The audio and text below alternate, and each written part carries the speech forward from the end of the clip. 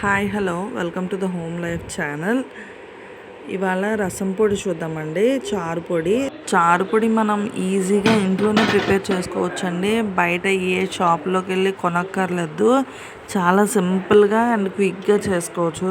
చారు పొడిని మనం స్టవ్తో కూడా పని ఏమి ఉండదండి. దీన్ని రెడీ చేసుకోవడానికి చారు పొడిని చాలా క్విక్గా ఈజీగా ఎలా రెడీ చేసుకుందామో చూద్దాం పదండి. దీనికోసం నేను 3 టేబుల్ స్పూన్ లాగా కందిపప్పు తీసుకుంటున్నాను. ఇంకా 3 టేబుల్ స్పూన్స్ ధనియాలు తీసుకుంటున్నాను.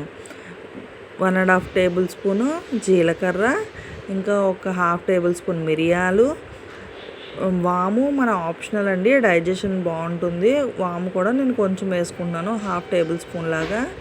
4 to 5 ఎండుమిర్చి కూడా వేసుకుంటున్నాను.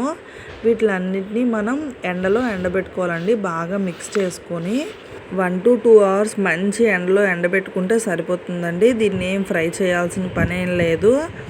ఇవి బాగా ఎండిన తర్వాత ఇందులో మనం కరివేపాకు ఉంటుంది కదండి, మనం తెచ్చుకుంటూ ఉంటాము, అది ఎండిపోతూ ఉంటుంది, పారేస్తూ ఉంటాము.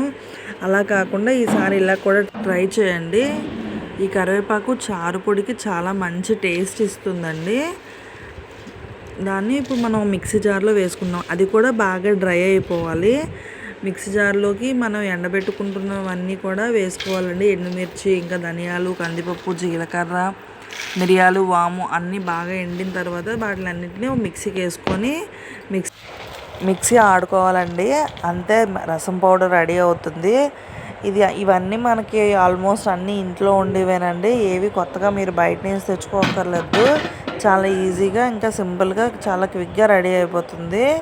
రసం పౌడర్ని యూజ్ చేసి రసం ఎలా పెట్టాలన్నది నేను టమాటా రసం చేసి పెట్టానండి ఆల్రెడీ ఒక వీడియో. ఎవరైనా ఇంట్రెస్ట్ ఉంటే ఛానల్లోకి వెళ్ళి చూడండి, ఎవరైనా తెలియని వాళ్ళు ఉంటే.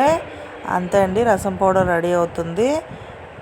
థ్యాంక్ యూ అండి. మీ కంటెంట్ నచ్చింది, మీకు యూజ్ అయింది అనిపిస్తే please like, share and subscribe. Thank you so much అండి.